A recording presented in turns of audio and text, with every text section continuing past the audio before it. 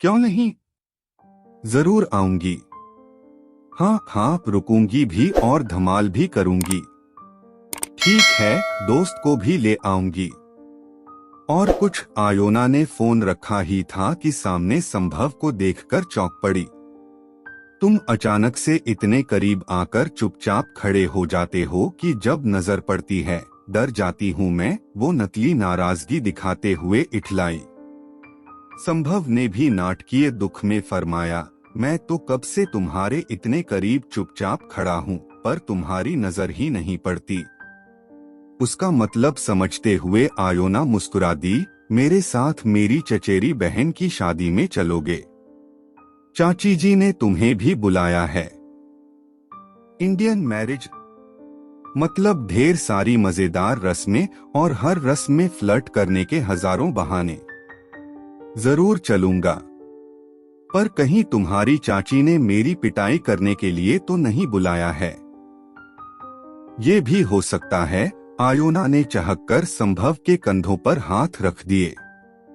ठीक है, तुम्हारे इश्क में ये भी सहना है तो ये भी सही, कहकर हंसते हुए संभव ने आयोना को बाहों में भर लिया। कुछ देर एक दूसरे की भीनी छुअन की मदहोश बारिश में नहाने के बाद संभव ने गालों पर चुंबन देने शुरू किए तो आयोना ने खुद से कड़ी लड़ाई लड़ते हुए हौले से खुद को संभव से दूर कर लिया। दोनों की बाहें एक दूसरे पर फिसलती हुई अलग हो रही थीं और एक दूसरे की आंखों में दूर हो जाने की कसक दोनों महसूस कर सकते थे।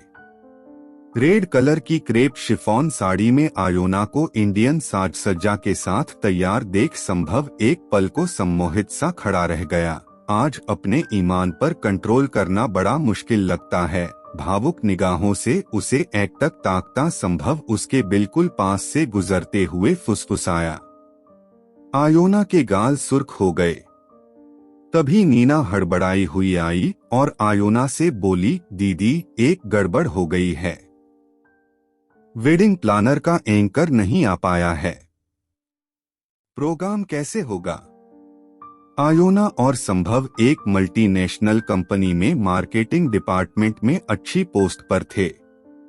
बेटा तुम तो बात करने में माहिर हो, अगर तुम, चाची ने कहा तो आयोना ने मुस्कुराकर हामी भर दी।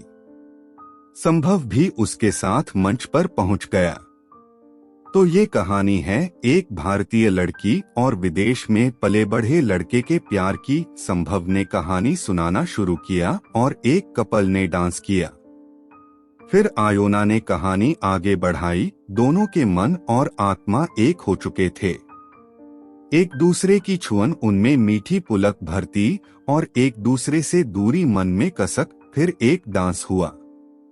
संभव ने फिर से कहानी आगे बढ़ाई, पर लड़की के घर वालों को विदेश में पला दूसरे धर्म का लड़का विश्वास करने लायक नहीं लगता था। संभव और आयोना ने मिलकर समा बांध दिया। उनकी आंखों में एक दूसरे के लिए बेइंतहा प्यार और सामंजस्य सबको साफ दिखाई दे रहा था। यही नहीं, उनके कपल डांस पर तो लोग तालियां बजाना ही भूल गए। बस सम्मोहित से उन्हें देखते रह गए। पर आयोना के पापा के चेहरे पर मुस्कान का कोई रंग न उभरते देख दोनों मायूस हो गए। रात की रस्में शुरू हो गईं। संभव सारी मौजमस्ती और हंसी ठिठोली के बीच आयोना को एकटक ताक रहा था और आयोना के पापा की नजरें संभव पर टिकी थीं। तभी संभव के प्रशंसा भरे चेहरे को इठलाती हंसी के साथ निहारती आयोना का पैर ऐसी जगह किसी चीज से टकराया जहां आगे कांच का शोपीस रखा था। आयोना गिर पड़ी और उसका हाथ बुरी तरह छिल गया। सब उसकी ओर दौड़े, पर सबसे पहले संभव दौड़ा। आयोना की मरहम पट्टी करने के बाद सब साथ बैठे थे। आयोना की माँ उसके पिता को घूर रही थीं, मानो बेटी की छोटी सी चोट पर आसमान सिर पर उठाने वाले उसके पिता आज तटस्थ क्यों हैं, पर पिता कुछ और ही देख रहे थे। संभव अपने हाथों से आयोना को खाना खिला रहा था।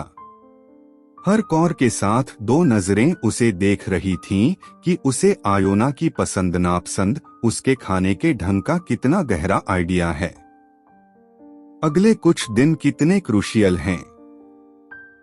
मैंने इस प्रोजेक्ट पर कितनी मेहनत की है और क्यों की है, तुम जानते हो। मेरे तो हाथ पैर दोनों घायल हो गए। कैसे होगा, आयोना की पलकों पर ठहरे मोती अपनी उंगली पर लेते हुए संभव बोला। तुम किसी बात की चिंता न करो। तुम ठीक होने तक ऑफिस नहीं जाओगी। तुम्हारा सारा काम होगा और तुम्हारे नाम से ही होगा। एक हफ्ते बाद संभव आयोना के प्रमोशन की मिठाई लेकर आया।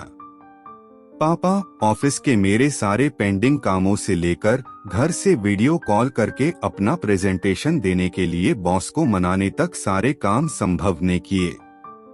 तभी पर पापा का मुस्कुराता चेहरा देख वो शर्मा गई। पापा भावुक हो गए। उन्होंने आयोना का हाथ अपने हाथों में ले लिया और बोले, मुझे माफ करना बेटा। वो पत्थर जिससे तुम टकराई थीं, मैंने ही तुम्हारी राह में रखा था।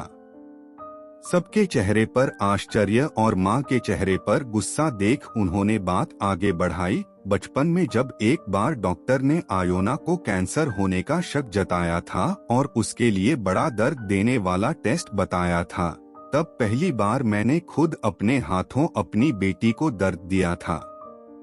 तुम टेस्ट न कराने पर अड़ी थीं, पर मैं जानता था कि निश्चिंत होने या इलाज शुरू करने के लिए ये जरूरी है। आज भी पापा की आवाज रुंध गई। माहौल को समझते हुए माँ बोल उठीं, आप ठीक कहते हैं। अगर प्यार झूठा हो तो उससे बड़ा रोग कोई नहीं और सच्चा हो तो उससे बड़ी दवा कोई नहीं। माता पिता की आंखों में स्वीकृति पढ़कर आयोना और संभव की आंखों में खुशी के आंसू आ गए।